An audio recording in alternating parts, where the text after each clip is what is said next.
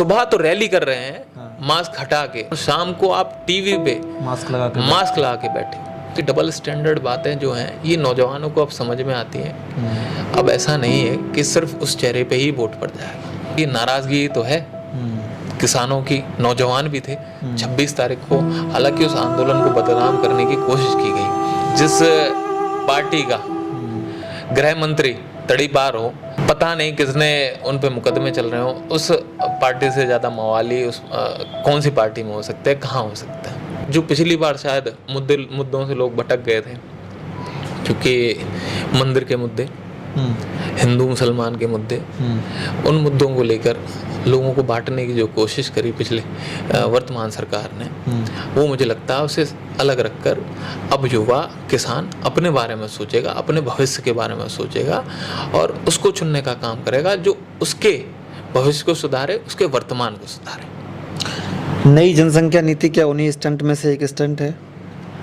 बिल्कुल, मुझे नहीं लगता कि ये जो नीति है, ये जो कानून है वो लागू किए जाएंगे। सिर्फ और सिर्फ 6 महीने पहले ये वोट लेने का एक भटकाने का, मुद्दे भटकाने का, वोट लेने का एक मुद्दा बनाया गया है कि कैसे हम हिंदुओं से वोट लें, फिर से एकजुट करें उन्हें।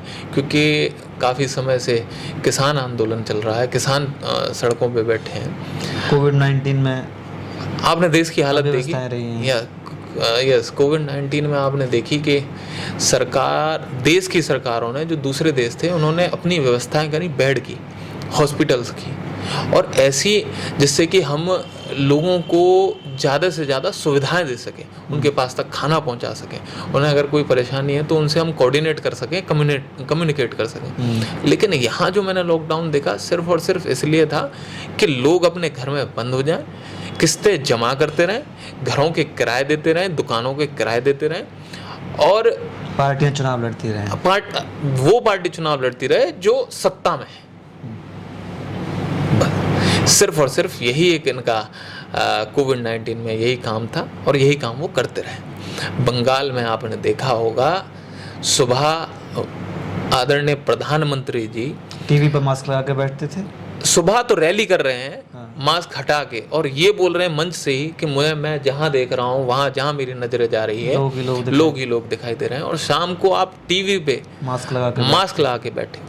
तो ये डबल स्टैंडर्ड बातें जो हैं ये नौजवानों को अब समझ में आती हैं। अब ऐसा नहीं है कि सिर्फ उस चेहरे पे ही वोट पड़ जाएगा। अब नौजवान किसान समझदार है और वो निर्णय लेने के लिए तैयार है कि आने वाली समय में हमारा समर्थक कौन होगा, हमारा हितैषी कौन होगा। बदलाव देख रहे हैं आप? जी बिल्कुल, मैं गांव-गांव जा रहा हूँ। क्या वो बदलाव वोट में तब्दील हो पाएगा? बिल्कुल, मेरी पुरजोर कोशिश यही है। क्योंकि मैंने किताब में पढ़ा था कि अंग्रेजी लेखक थे, उनका कथन था कि सरकारें तब नहीं बदलती जब लोग नाराज़ होते हैं। सरकारें तब भी नहीं बदलती हैं जब लोग किसी सरकार से दुखी हों। सरकारें तब बदलते हैं जब लोग दुखी हों, नाराज़ हों और जो चाहते हों कि सरकार बदले। तो क्या ये दोनों चीज़ें बदल के सरकार बदलने का नंबर आएगा? ये बहुत बड़ा सवाल है ये, और इसका जवाब पिछले 8 महीने से चल रहा किसान आंदोलन है। वो ऐसा नहीं किसी एक वर्ग का आंदोलन है, किसी एक क्षेत्र का आंदोलन है, बल्कि मैं ये मानता हूँ उस आंदोलन में पूरे देश से ही नहीं, विदेशों तक का उस आंदोलन को समर्थन मिला। और ये नाराज़गी तो है किसानों की, नौजवान भी थे। 26 तारीख को हालांकि उस आंदोलन को बदनाम करने की कोशिश की गई, लेकिन बीजेपी के प्रवक्ता ने मवाली कहा किसानों को, कुछ मवाली बैठे हुए हैं। अब मैं ये मानता हूँ कि जिस पार्टी का गृह मंत्री तड़ीपार हो और पता नहीं किसने उन पे मुकदमे चल रहे हो, उस पार्टी से ज़्यादा मवाली कौन सी पार्टी में हो सकते हैं, कहाँ हो सकता है। तो उस पार्टी का तो कहना ही आप छोड़ दीजिए। कभी खालिस्तानी बताते हैं, कभी पाकिस्तानी बताते हैं, और मुझे समझ में नहीं आ जाता कि आपकी केंद्र में सरकार है, प्रदेश में सरकार है, तो कहाँ से खालिस्तानी आ गए और कहाँ से पाकिस्तानी आ गए। तो ये तो फिर आपकी काबिलियत पे प्रश्न चिन्ह, फिर आप उनको पकड़िए। ये तो फिर आपकी काबिलियत पे प्रश्न चिन्ह है ना। एजेंसीज कहाँ गई? ये आपको इस बात का जवाब देना चाहिए। आपको तो फिर इस्तीफा दे देना चाहिए सरकार को। जेएनयू के लोग जो नारे लगा रहे थे, आप क्यों नहीं पकड़ पाए इतने सालों? बिल्कुल, सरकार तो आपकी थी, आप क्यों नहीं पकड़ पाए? बिल्कुल।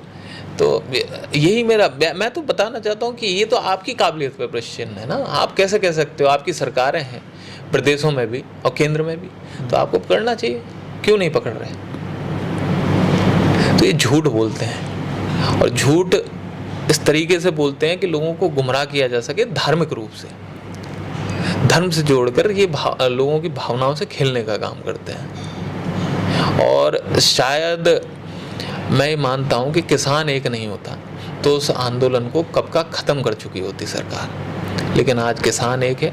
और मैं उत्तर प्रदेश, हरियाणा, पंजाब के ही किसान नहीं बल्कि पूरे देश का एक किसान एक हो रहा है। आपने बंगाल में देखा ही होगा जिस तरीके से इनको वहाँ से खदेड़ा गया। आने वाले चुनाव में मैं ये मानता हूँ कि उत्तर प्रदेश से भी इनको इसी तरीके से खदेड़ा जाएगा।